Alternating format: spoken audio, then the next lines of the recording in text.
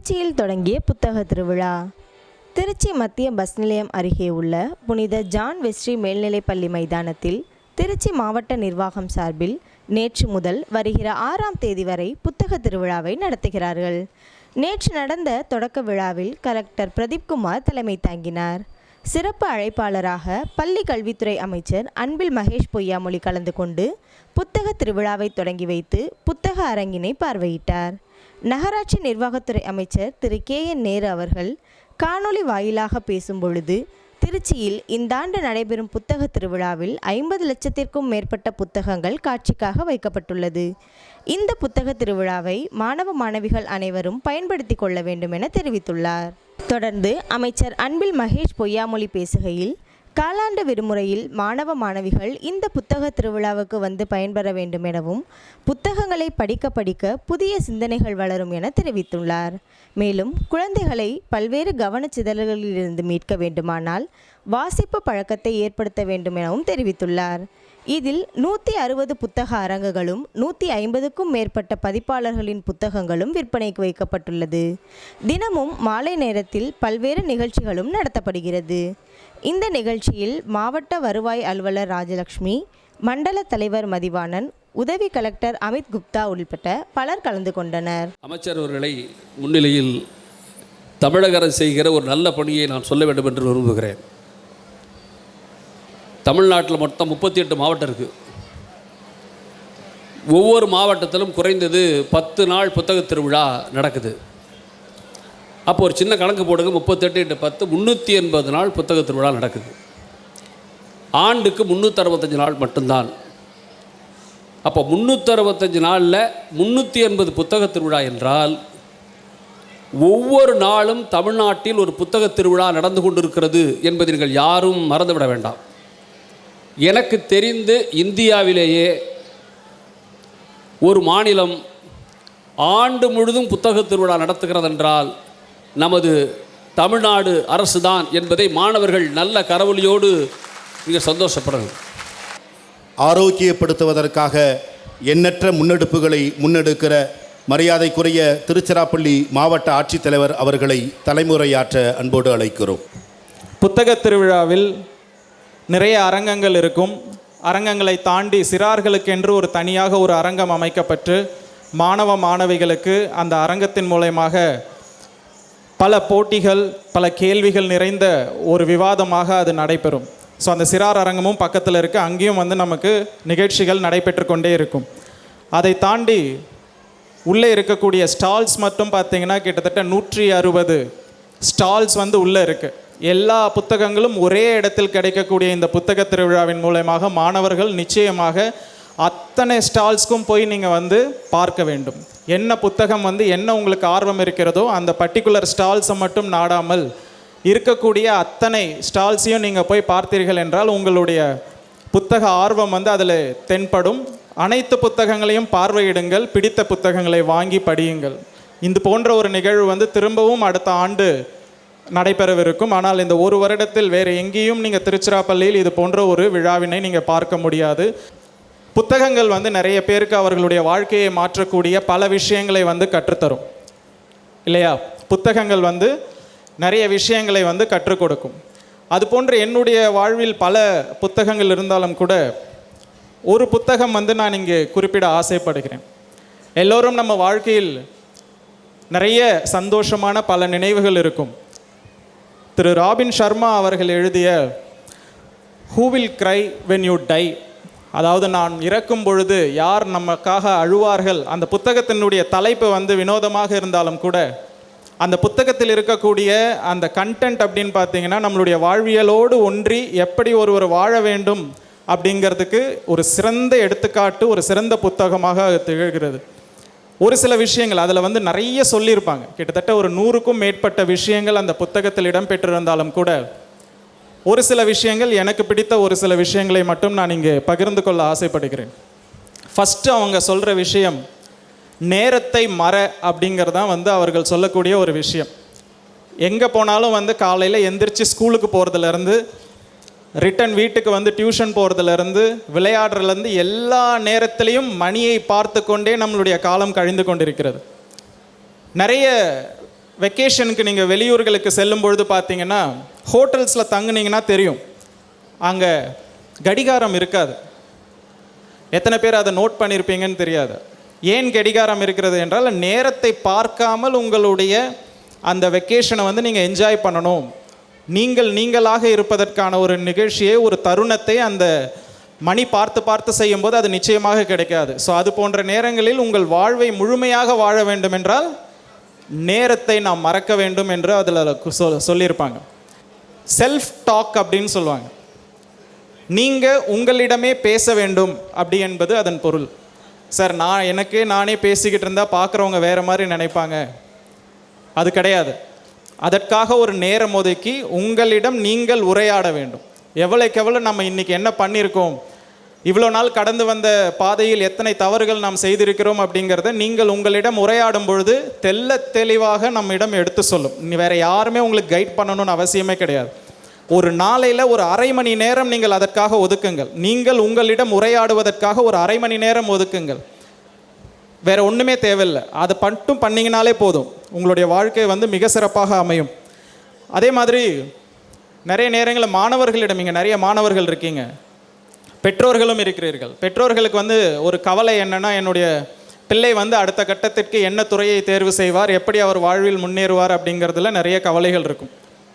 இதில் அவங்க சொல்கிற ஒரு சின்ன விஷயம், ஃபோக்கஸ் ஆன் யுவர் ஸ்ட்ரென்த் அப்படின்னு சொல்லுவாங்க. எனக்கு ஒரு விஷயம் நன்றாக வருகிறது அப்படின்னா அதில் நிறைய நேரத்தை செலவிடுங்கள் அப்படிங்கிறது அர்த்தம். வெற்றியாளருக்கும் தோல்வியாளர்களுக்கும் ஒரு சின்ன வித்தியாசம்தான். என்ன வித்தியாசம் தெரியுமா? எவன் ஒருவன் வந்து அந்த துறையில் அதிக நேரத்தை அவன் செலவிடுகிறானோ அவன் வெற்றியாளர். அவனை விட குறைவான நேரத்தை அந்த துறையில் ஒரு நபர் செய்கிறார்கள் என்றால் அவர் நிச்சயமாக மற்ற நபரை காட்டிலும் சிறப்பாக எந்த ஒரு விஷயத்தையும் செய்ய முடியாது. ஸோ அதனால் எந்த ஒரு துறையாக இருந்தாலும் ஃபோக்கஸ் ஆன் யுவர் ஸ்ட்ரென்த் அப்படின்னு சொல்லுவாங்க. நமக்கு ஒரு ஹேபிட் இருக்குது, கவலையிலே இருப்பான் ஒருத்தன். எப்போ கேட்டாலும் எப்படி போயிட்டுருக்கு வாழ்க்கை, ஏதோ போயிட்டுருக்கு சார், ஏன் கவலைப்படுறீங்க, உங்களுக்கு ஏதாவது பிரச்சனையா அப்படின்னு கேட்டால் பிரச்சனை என்னன்றதை தெளிவாக அவனால் சொல்லக்கூட முடியாது, ஆனால் கவலையிலே இருப்பான். அந்த புத்தகத்தில் ராபின் சர்மா சொல்கிறார், நீங்கள் கவலையோடு இருப்பது பிரச்சனை இல்லை, ஆனால் எந்த நேரத்தில் அதை நீங்கள் செய்கிறீர்கள் அப்படிங்கிறது தான் பிரச்சனை. உங்களுக்குன்ட்டு ஒரு ஷெட்யூல் வச்சுக்கோங்க. நான் கவலைப்படணுமா, ஓகே, ஒரு நாளைக்கு ஒரு அரை மணி நேரம் அதற்காக ஒதுக்கி நான் அந்த நேரத்தில் மட்டும் நான் கவலைப்பட்டுக்கிறேன், மற்ற நேரத்துலலாம் நான் வேலையை பார்க்கிறேன் அப்படின்னு சொல்லுவாங்க. எதற்காக அப்படி சொல்கிறாங்கன்னா, மைண்ட் செட்டில் நீங்கள் அந்த கவலையோடவே அமர்ந்திருந்தீர்கள் என்றால் நிச்சயமாக நம்மளுடைய ஃபுல் ஃபோக்கஸை வந்து நம்மளுடைய வேலையில் கொடுக்கவே முடியாது. மாணவர்களுக்கு வந்து தேவையான ஒரு விஷயம், டாக் டு ஸ்ட்ரேஞ்சர்ஸ். எப்படி பேச வேண்டும், தெரியாத நபர்களிடம் எப்படி உரையாட வேண்டும் என்பதனை மாணவர்களுக்கு சொல்லிக் கொடுங்கள். வளர்ந்த நாடுகளில் ஒரு பிரச்சனை இருக்கிறது. அடுத்த தலைமுறையினர் வந்து என்னன்னா சைலண்ட் சொசைட்டி அப்படின்னு சொல்லிட்டு அதை நோக்கி பயணித்து கொண்டிருக்கிறோம். சைலண்ட் சொசைட்டி அப்படின்னா என்னென்னா, அடுத்த தலைமுறையினர் வந்து குனிஞ்ச தலையை நிமிராமல் ஃபோனை மட்டுமே பார்த்து கொண்டிருப்பார்கள். பக்கத்தில் யார் உக்காந்துட்டு இருந்தாலும் அவர்களிடம் பேசுவதற்கு தயக்கம் இருக்கும். அந்த சைலண்ட் சொசைட்டி அப்படிங்கிறது வந்து ரொம்ப ரொம்ப டேஞ்சரஸ். ஏன் அப்படின்னா, அந்த இன்டர்பர்சனல் ரிலேஷன்ஷிப் அவனால் ஃபார்ம் பண்ணவே முடியாது, எமோஷனல் சப்போர்ட் அவனால் வந்து ஏற்படுத்தவே முடியாது. ஏற்கனவே ஒரு நாடு, ஒரு ஸ்டடி சொல்கிறாங்க, ஜப்பானில் வந்து ஆல்ரெடி வந்து இந்த நிலையை நோக்கி நாம் பயணித்து விட்டோம். இந்தியாவிலையும் அடுத்த தலைமுறையை சைலண்ட் சொசைட்டியாக மாற்ற விரும்பவில்லை. நம்ம வந்து மாணவர்களுக்கு வந்து சொல்லும் பொழுது பொதுவாக சொல்லும், ஒரு காலகட்டத்தில் ட்ரெயினில் போகும்போதோ பொது வெளியில் வந்து பயணிக்கும் பொழுதோ, நீங்கள் வந்து தெரியாத நபர்களிடம் பேசாதீர்கள், அவங்க ஏதாவது பிஸ்கெட் கொடுத்து உங்களை மயக்கிடுவாங்க, இல்லை எங்கேயாவது கூட்டிகிட்டு போயிடுவாங்க.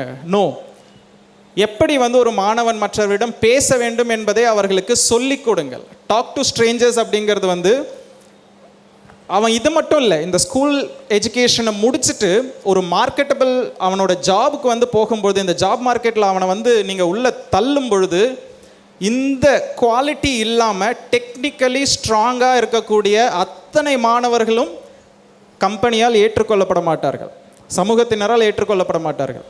எப்போ ஒருவன் வந்து ஒரு இன்டர்பர்சனல் ரிலேஷன்ஷிப்பை மெயின்டைன் பண்ண முடியலையோ அவனால் சக்ஸஸ்ஃபுல்லாக ஒரு லீடராக, மேபி ஒரு டெக்னீஷியனாக அவன் இருக்கலாமே தவிர ஒரு லீடராக, ஒரு அட்மினிஸ்ட்ரேட்டராக ஒரு பொழுதும் அவரால் வளரவே முடியாது. அதனால் எல்லோரிடம் பழகுவதற்கு பிள்ளைகளுக்கு சொல்லிக் கொடுங்க.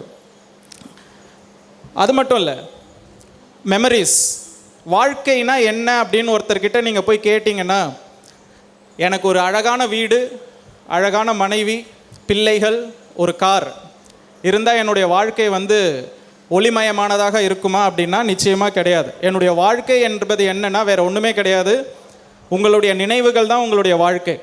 மெமரிஸ் அப்படிங்கிறது ஒவ்வொரு நேரத்துலையும் நம்ம நிறைய விஷயங்களை நம்ம பண்ணுவோம், டாக்குமெண்ட் பண்ண மறந்துடும். என்கிட்ட வீட்டில் ஒரு 20 ஆல்பம் வச்சுருக்கேன்.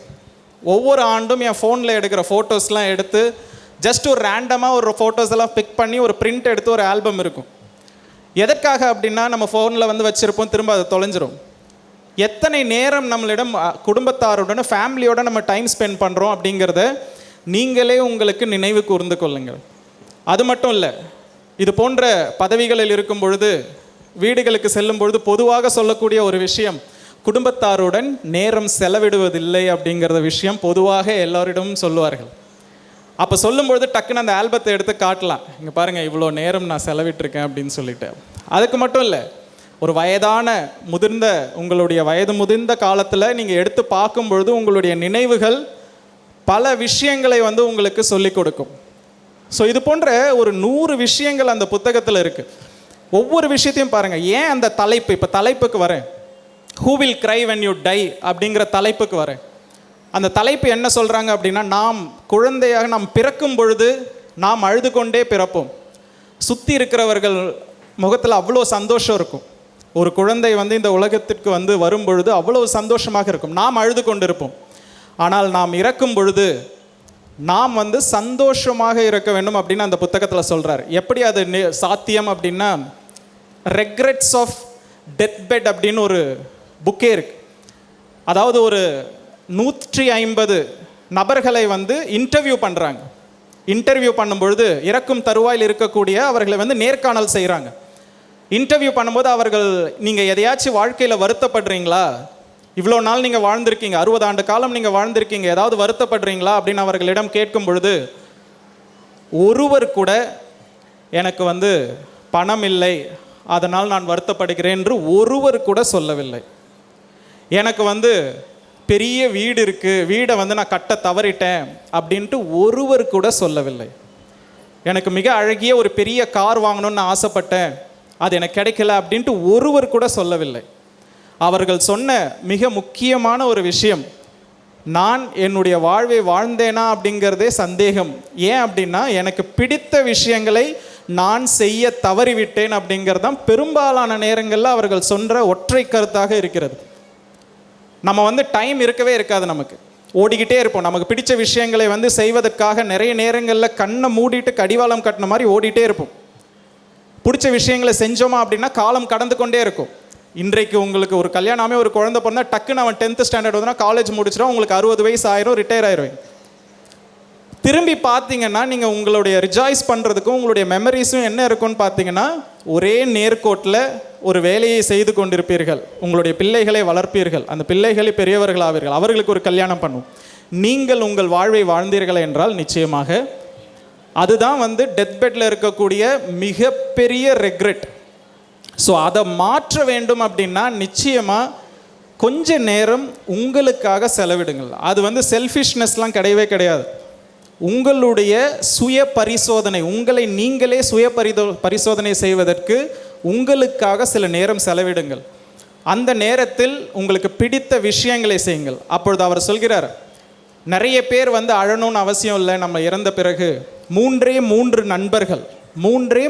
நண்பர்கள் உங்களுக்காக கண்ணீர் விடுவார்களே, ஆனால் அந்த டெத் பெட்டில் எந்த ஒரு ரெக்ரெட்டும் இல்லாமல் சந்தோஷமாக அவர் இறப்பார் என்றால் அவர்தான் வாழ்நாளில் மிகச்சரியான முறையில் வாழ்ந்து இருப்பவர் என்பது பொருள்.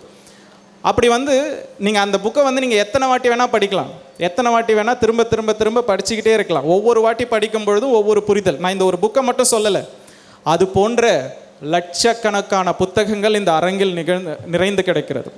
ஸோ ஒரு புத்தகத்தை நீங்கள் திருப்பும் பொழுது, ஒரு பக்கங்களை நீங்கள் திருப்பும் பொழுது உங்களுடைய வாழ்க்கையில் ஒரு நாளை மறந்து உங்களுடைய அடுத்த பரிணாமத்தை நீங்கள் அடைகிறீர்கள். நிச்சயமாக இங்கே இருக்கக்கூடிய ஒவ்வொரு நபரும் குறைந்தது உள்ளேற சென்று ஒவ்வொரு ஸ்டால் 160 ஸ்டால் இருக்குது, ஒவ்வொரு ஸ்டாலையும் விசிட் பண்ணுங்கள். குறைஞ்சது அட்லீஸ்ட் ஒரு 10 புத்தகத்தையாவது நீங்கள் வாங்கி வையுங்கள். வாங்கி வச்சு ரேக்கில் அடிக்கிட்டே போயிட்டுருக்கோம் சார் வீட்டில், ஆனால் படிப்பதற்கு நேரமே இல்லை அப்படின்னா பரவாயில்லை. நீங்கள் எந்த ஒரு விஷயத்தையும் நம்ம பார்த்துட்டே இருக்கணும்னா அப்போ தான் ஒரு நாள் அந்த புத்தகத்தை எடுக்கணும்னு தோணும். நிறைய வீடுகளில் நான் கேள்விப்பட்டிருக்கேன், வாங்கி அடுக்கி வச்சுருக்கேன் ஆனால் எதுவுமே திறந்தே படிக்கிறது இல்லை அப்படின்னு சொல்லிட்டு. பரவாயில்ல, எத்தனை புத்தகங்கள் வாங்க முடியுமோ அந்த புத்தகங்களை வாங்கி வையுங்கள். உங்களுக்கு பிடித்த புத்தகங்களை வாங்கி வையுங்கள். வாங்கி வைத்த புத்தகங்களை நிச்சயமாக என்றாவது ஒரு நாள் உங்கள் கை அதன் மீது படும். நிச்சயமாக அந்த புத்தகத்தை நீங்கள் எடுப்பீர்கள், நிச்சயமாக அந்த புத்தகத்தை வாசிப்பீர்கள். அதில் ஒரு விஷயம் சொல்கிறார், எல்லா புத்தகத்தையும் எனக்கு எடுத்து வாசிக்கும் பொழுது ஃபஸ்ட்டு ½ முதல் அரை மணி நேரத்தில் அந்த புத்தகம் உங்களை கவரவில்லை என்றால் அந்த புத்தகத்தை படிப்பதை நிறுத்திவிடுங்கள் அப்படின்னு சொல்கிறார். உங்களுக்கு அந்த புத்தகத்தின் மீது எந்த ஒரு அட்ராக்டும் நீங்கள் ஆகலை அப்படின்னா அந்த புத்தகத்தை படிப்பதை நிறுத்திவிடுங்கள், அடுத்த புத்தகத்தை நோக்கி செல்லுங்கள் அப்படின்னு சொல்கிறார். ஸோ புத்தகத்தை வாசிக்க ஒரு தனி மனிதனுடைய கேரக்டரை ஈஸியாக நம்மளால் பில்ட் பண்ண முடியும். ஸோ அதனால் அப்படி லட்சக்கணக்கான புத்தகங்கள் நிறைந்திருக்கக்கூடிய இது போன்ற ஒரு நிகழ்ச்சியை மாவட்டங்கள் தோறும் நடைபெற உறுதுணையாக இருக்கக்கூடிய மாண்புமிகு தமிழ்நாடு முதலமைச்சர் அவர்களுக்கும், நம்முடைய மாண்புமிகு நகராட்சி நிர்வாகத்துறை அமைச்சர்கள் அவர்களுக்கும், மாண்புமிகு பள்ளிக்கல்வித்துறை அமைச்சர் அவர்களுக்கும் என்னுடைய வணக்கத்தினை, நன்றிகளை மாவட்ட நிர்வாகத்தின் சார்பாக மீண்டும் ஒரு முறை நான் தெரிவித்துக் கொள்கிறேன். நிச்சயம் உள்ளே சென்று பயன்பெறுங்கள். நன்றி, வணக்கம். மாண்புமிகு அமைச்சர் அவர்களுக்கு மாவட்ட ஆட்சித்தலைவர் அவர்கள் நினைவு பரிசு வழங்குகிறார்கள்.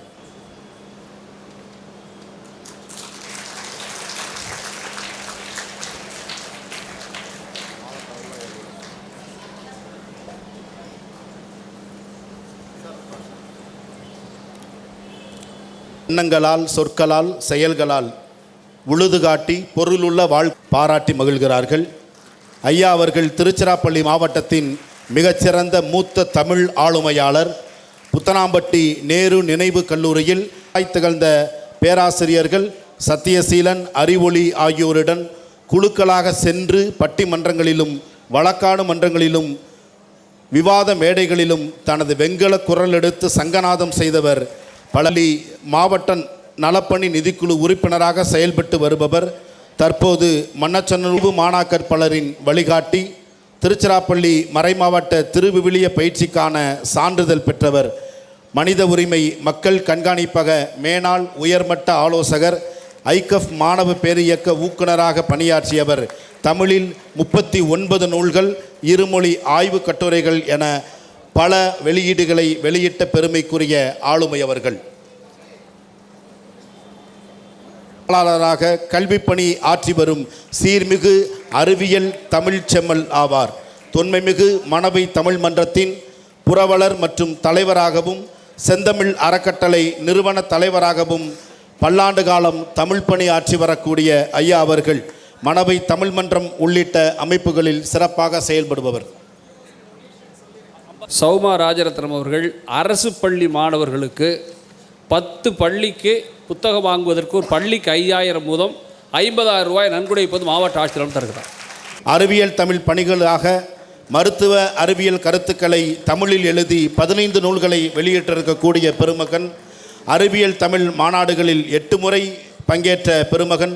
முத்தமிழ் முருகன் மாநாடு உட்பட பல கருத்தரங்குகளில் ஆய்வு என இயங்குகிற மாண்புமிகு பள்ளி கல்வித்துறை அமைச்சர் அவர்களை விழா பேருரையாற்ற அன்போடு அழைக்கிறோம். தொடர்ந்து ஒவ்வொரு ஆண்டும் இது போன்ற திருவிழாக்களை நடத்தும் பொழுது நமது மாவட்டத்தினுடைய ஆட்சித்தலைவர் அவர்கள் இதற்காக அவர் எடுக்கின்ற அந்த முன்னெடுப்பு, அண்ணன் நந்தலால் அவர்கள் சொன்னது போல் ஒரு செயலை நாம் செய்ய வேண்டும் என்று சொன்னால் அதை திருந்த செய்ய வேண்டும் என்று நினைக்கக்கூடிய ஒரு ஆளுமை மிக்க ஒரு மாவட்ட ஆட்சித்தலைவரை திருச்சி மாவட்டம் பெற்றிருக்கின்றது. இங்கே நம்முடைய பள்ளி மாணவ செல்வங்களாம் இருக்கிறீங்க. 3ஆம் தேதி பள்ளிக்கூடம் திறக்கப்படும், குவார்ட்டர்லி எக்ஸாம் முடிஞ்சுன்னு சொல்லும்போது, இல்லை 3ஆம் தேதி திறக்காதீங்க, அதை 7ஆம் தேதி திறங்க என்று உத்தரவிட்டவன் நான் என்று சொல்லும் பொழுது, அந்த 7 நாள் வீட்டில் உட்காந்து சும்மா இருக்கக்கூடாது. 6ஆம் தேதி வரைக்கும் நடக்கிற அந்த புத்தக திருவிழாவுக்கு ஒவ்வொருத்தரும் ஒவ்வொரு நாளும் கலந்து கொள்ள வேண்டும் என்கின்ற என்னுடைய ஆசையை இந்த நேரத்தில் நான் தெரிவிக்க கடமைப்பட்டிருக்கின்றேன். நம்முடைய மாவட்ட ஆட்சித்தலைவர் சொன்ன மாதிரி போனோம்னா ஏதோ ஒரு புத்தகத்தை பார்த்தோமா வந்தோமா என்று இல்லாமல், இது எப்படி ஒரு ஹோட்டலுக்கு போகும்போது பொஃபே சிஸ்டம் இருக்கும், நமக்கு என்னென்ன தேவை என்பதை பார்த்து நம்ம எடுத்துக்கிறதுக்கு நம்ம ஆர்வம் காட்டுறோம் இல்லையா, அந்த மாதிரி நம்முடைய அறிவு பசியை நாம் தீர்த்து கொள்வதற்காக ஒரு புக்ஸுக்கான ஒரு பொஃபே சிஸ்டம் இது. உள்ளே நுழையும் போது ஒரு ஸ்டாலில் உங்களுக்கு பிடித்த ஒரு புத்தகம் இருக்கும், இன்னொரு ஸ்டாலில் இன்னொரு புத்தகம், இப்படி ஒவ்வொரு ஸ்டாலையும் ஃபஸ்ட்டு பார்வையிடுங்கள். உங்களுக்கு என்னென்ன தேவை, எதில் இன்ட்ரெஸ்ட்டுங்கிற பார்த்து புத்தகத்தை வாங்க. பெரிய புத்தகத்தை தான் படிக்கணும், அதெல்லாம் பெரிய பெரிய அறிவாளி படிக்கிற புக்குப்பா, நாம் எப்படிப்பா அதை போய் படிக்கலாம், தயவுசெய்து நினைக்கவே கூடாது. அந்த சிந்தனையே இருக்கக்கூடாது. இன்றைக்கி வரும்போது கூட பார்த்தேன், ஒரு ஸ்டாலில் வெறும் 15 ரூபாய்க்கு புத்தகம் விற்கிறாங்க, வெறும் 20 ரூபாய்க்கு புத்தகம் விற்கிறாங்க. சின்ன புத்தகமாக இருந்துச்சு, அது வாங்குங்க, அதை முதல்ல படிக்க தொடங்க. அந்த வாசிப்பு இயக்கம் என்பது, அந்த வாசிப்பு பழக்கம் என்பது எவ்வளோ முக்கியம் என்பதற்காக அதை சொல்கிறேன். நம்முடைய கலெக்டர் சார் சொன்ன மாதிரி அதை கொஞ்சம் கொஞ்சமாக படிக்க ஆரம்பிச்சிட்டிங்கன்னா படிக்க படிக்க உங்களுக்கான ஒரு புது சிந்தனைகள் வரும். அதனால தான் பேரறிஞர் அண்ணா அவர்கள் சொன்ன அந்த கருத்தின் அடிப்படையில் தான் நம்முடைய மாவட்ட ஆட்சித்தலைவரும் சொல்லியிருக்காரு. நம்முடைய அடிப்படையாக நமக்கு என்னென்ன தேவையோ அந்த தேவைக்கு அடுத்த கட்டம் எந்த இதுக்கு நீங்கள் கொடுக்க வேண்டும் என்று சொன்னால் புத்தகம் வாங்குவதற்கு நீங்கள் கொடுக்க வேண்டும். தங்குவதற்கு நல்ல வீடு, நல்ல ஒரு வாகனம், குடும்பம் நடத்துறதுக்கு தேவையான பொருட்கள்லாம் வாங்கிட்டோன்னா அடுத்தது ஆடம்பரத்தை தாண்டி நாம் அதிகப்படியாக எதுக்காக அடுத்த இடத்தை தர வேண்டும் என்று சொன்னால் நல்ல புத்தகத்திற்கு அந்த இடத்தை தர வேண்டும் என்று பேரறிஞர் அண்ணா சொல்லுகிறார். ஒவ்வொரு வீட்டிலையும் ஒரு பாடகசாலை அமைந்து விட்டது என்று சொன்னால் நாட்டினுடைய நிலை முன்னேற்ற பாதைக்கு செல்லும் என்று சொன்னவர் பேரறிஞர் அண்ணா. ஆக அந்த புத்தகத்தினுடைய அந்த முக்கியத்துவத்தை உணர்ந்தனால்தான் தான் இன்றைக்கி நம்முடைய மாண்புக்கு தமிழ்நாட்டு முதலமைச்சர், திராவிட மாடல் அரசை நடத்தக்கூடிய நம்முடைய முதலமைச்சர் நூலகத்திற்கு அதிகப்படியான முக்கியத்துவத்தை தருகிறார். ஏன் நம்முடைய திருச்சி மாவட்டத்திற்கே முத்தமிழர் கலைஞருடைய நூற்றாண்டு பெயரில் ஒரு புதிய நூலகத்தை அவர் அறிவித்திருக்கிறார் என்று சொல்லும் பொழுது ஒட்டுமொத்தமாக தமிழ்நாட்டிலே முத்தமிழர் கலைஞர் கொண்டு வந்த அண்ணா நூற்றாண்டு நூலகம் சென்னையில் இருக்கின்றது, ஏற்கனவே கலைஞர் நூற்றாண்டு நூலகம் மதுரையில் இருக்கின்றது, இப்போது கோயம்புத்தூருக்கு ஒன்று அறிவிச்சிருக்கோம், நம்முடைய திருச்சி மாவட்டத்திற்கும் நம்ம அறிவிச்சிருக்கிறோம். வாசிக்கலாம் வாங்கன்னு புத்தகம் சொல்லுது, ஆனால் வாசிக்கலாம் அப்படின்னு சொல்கிறது எது பார்த்திங்கன்னா செல்ஃபோன். அதனால் நீங்கள் செல்ஃபோனில் ரொம்ப தேவையில்லாதெல்லாம் பார்க்கறத ஒதுக்கி தள்ளிவிட்டு புத்தகத்தை நிறையா வாசிக்கிறக்கூடிய பழக்கத்தை நீங்கள் உருவாக்கிக்கணும். இது வேறு ஏதாச்சும் ஒரு எக்ஸிபிஷன் ஒரு பொழுதுபோக்கு எக்ஸிபிஷன் போட்டுட்டு போயிடலாமே, எல்லாரும் பாராட்டலாமே, ஆனால் அதற்கு தான் ஒரு சமுதாயம் இருக்கின்றதா? ஒரு அறிவு சார்ந்த சமுதாயத்தை படைக்க வேண்டும் ஒரு அரசாங்கம் நினைக்கும் பொழுது வெறும்னு ஒரு முதலமைச்சர், ஒரு பள்ளிக்கல்வித்துறை அமைச்சர் இவங்கெல்லாம் சேர்ந்து நினச்சிட்டா மட்டும் அது அமைஞ்சிடாது. ஒவ்வொரு மாவட்டத்திலும் இங்கே நந்தலால் அண்ணன் சொன்ன மாதிரி 365 நாள் தான் இருக்கிற வருஷத்துக்கு, ஆனால் 380 நாட்களும் ஒட்டுமொத்த உலகத்திலேயே ஒரு மாநிலத்தில் இது போன்ற புத்தக திருவிழா நடக்குதுன்னா அது நம்முடைய தமிழ்நாட்டிற்கு இருக்கின்ற பெருமை. ஃப்ரெண்ட்ஸ் ஆஃப் லைப்ரரிங்கிற ஒரு திட்டத்தை கொண்டு வந்திருக்கிறோம். ஒரு ஹாஸ்பிட்டலில் சிகிச்சை பெறக்கூடிய ஒரு முதியவர் இருக்கிறார் என்று சொன்னால் அவரால் லைப்ரரிக்கு போய் புத்தகம் படிக்க முடியாது. வீட்டிலே ஒரு முதியவர் இருக்கிறாரு, அவரால் நடக்க முடியாத ஒரு மாற்றுத்திறனாளி இருக்கிறான்னு சொன்னால் அவரால் லைப்ரரிக்கு நேரடியாக சென்று புத்தகம் வாங்கி படிக்க முடியாது. அதுக்கு அந்த ஃப்ரெண்ட்ஸ் ஆஃப் லைப்ரரிங்கிற வகையில் ஒவ்வொரு நூலகத்திலையும் இது போன்ற தனியாக ஒரு அமைப்பை வைத்து நீங்கள் தொலைபேசியில் தொடர்பு கொண்டு சொன்னீங்கன்னா அவங்க வீட்டுக்கே கொண்டு வந்து கொடுக்கறது, அந்த ஆஸ்பத்திரிக்கே கொண்டு வந்து கொடுக்கறது. இன்றைக்கி நம்முடைய மாவட்டத்தினுடைய ஆட்சித்தலைவர் இன்றைக்கி மாவட்ட ஆட்சித்தலைவர் அலுவலகத்திலே அதை கொண்டு வந்துட்டார் புத்தகத்தை. ஆக இப்படி இந்த புத்தகத்தை ஏன் நாம் படிக்க வேண்டும் என்று சொன்னால் உலக அறிவை நாம் வளர்த்து கொள்ள வேண்டும். பிள்ளைகளோடு உட்காரும்போது யூனிசெஃப்ல தான் சொல்லுவாங்க, how to teach your children to love reading அப்படின்னு சொல்கிறாங்க. புத்தகத்தை காதலிக்கிற அளவுக்கு அந்த பிள்ளை எப்படி கொண்டு செல்ல வேண்டும்னா ஒன்றும் இல்லை, டெய்லி 10 to 15 minutes 10 நிமிஷத்துக்கு 15 நிமிஷத்துக்கு ஒரு சின்ன புத்தகத்தை உங்கள் பிள்ளையோடு உட்காந்து வாசிங்க. நீங்கள் பிள்ளைங்க அந்த புத்தகத்தை படித்ததுக்கு பிறகு அந்த என்ன அவங்க உள்வாங்கியிருக்கிறார்களோ அது சார்ந்து ஒரு கட்டுரை எழுதலாம், அது சார்ந்து ஒரு ஓவியம் வரையலாம், அது சார்ந்து ஒரு கவிதை எழுதலாம். இதில் தேர்ந்தெடுக்கக்கூடிய இது போன்ற அந்த மன்ற ஆக்டிவிட்டிஸ், கிளப் ஆக்டிவிட்டீஸில் தேர்ந்தெடுக்கின்ற பிள்ளைகளை ஒட்டுமொத்த தமிழ்நாட்டில் 25 பிள்ளைகளை நானே ஃபாரின் டூர் நான் கூட்டிகிட்டு போகிறேன் ஒவ்வொரு வருஷமும். இதை சொல்வதற்கு காரணம் இது ஃபாரின் ட்ரூப்புங்கிறதே வெறும் ஊர் சுற்றி பார்க்கறதுக்கு மட்டும் இல்லை, அதுவும் ஒரு கல்வி சுற்றுலா தான். அங்கே போகும்போது பார்த்திங்கன்னா அங்கே ஒரு யூனிவர்சிட்டிக்கு கூட்டு போகிறோம், அங்கே இருக்கின்ற பள்ளிக்கூடத்துக்கு கூட்டு போகிறோம், அங்கே இருக்கின்ற ஒரு சயின்ஸ் எக்ஸிபிஷன்ஸுக்கு கூட்டு போகிறோம். ஏன் என்று சொன்னால் வீட்டிலே உட்காந்து ஒரு கிராம பகுதியை சுருங்கி விடாமல் உங்களுடைய அறிவை விசாலப்படுத்துங்கள். நம்முடைய தமிழ்நாட்டுடைய முதலமைச்சர் ஒவ்வொரு ஆண்டும் பார்த்திங்கன்னா இதற்கென்று பல கோடிகளை இன்றைக்கி ஒதுக்கீடு செய்து வெறும் சென்னையில் மட்டும் நடந்தால் பத்தாது, இது போன்ற புத்தக திருவிழா ஒவ்வொரு மாவட்டத்திலும் இது நடந்தாக வேண்டும் என்பதற்காகத்தான் தமிழ்நாட்டில் இருக்கின்ற 38 மாவட்டத்திலையும் இது போன்ற புத்தக திருவிழாக்களை தொடர்ந்து நடத்தி கொண்டிருக்கின்றோம். ஆக வருகை தந்திருக்கின்றவர்கள் குறிப்பாக 7ஆம் தேதி தான் ஸ்கூல்னோன்னா கைத்தட்டினீங்க பார்த்தீங்களா பெரியவங்களாம், தயவுசெய்து வீட்டுக்கு போய் பிள்ளைங்களுக்கு அட்லீஸ்ட் இந்த 7ஆம் தேதி வரைக்குமாவது நான் சொன்ன மாதிரி டெய்லி ஒரு 10 to 15 மினிட்ஸ் பழக்கப்படுத்தி பாருங்கள். நீங்களே உங்களுக்கே அந்த பிள்ளையோட நடவடிக்கையில் ஒரு நல்ல ஒரு மாற்றம் ஏற்படும். அந்த நல்ல மாற்றத்தை தொடங்குகின்ற ஒரு நாளாக இந்த நாள் அமையட்டும். திருச்சிராப்பள்ளி மாவட்டத்தினுடைய புத்தக திருவிழா 27/9/2024 தொடங்கி 6/10/2024 முடிய வெஸ்ட் ஸ்கூல் விளையாட்டு அரங்கில் மிக சிறப்பாக நடந்தேறி வருகிறது. இந்த விழாவினை தமிழக அரசு ஒவ்வொரு மாவட்டத்திலும் நடத்துவதற்கு அவர்கள் ஏற்பாடு செய்திருக்கின்றார்கள். அதற்கு முதற்கண் திருச்சிராப்பள்ளி மாவட்டத்தினுடைய படைப்பாளர்கள் சங்கத்தின் சார்பாக நாங்கள் நன்றியை தெரிவித்துக் கொள்கின்றோம்.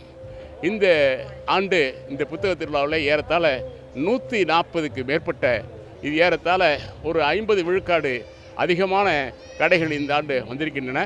இது திருச்சிராப்பள்ளி மக்களுடைய வாசிக்கின்ற அந்த அவருடைய விருப்பத்திற்கு நம்முடைய பதிப்பாளர்கள் நிறைய அங்கே நூல்களை கொண்டு வந்திருக்கின்றார்கள்.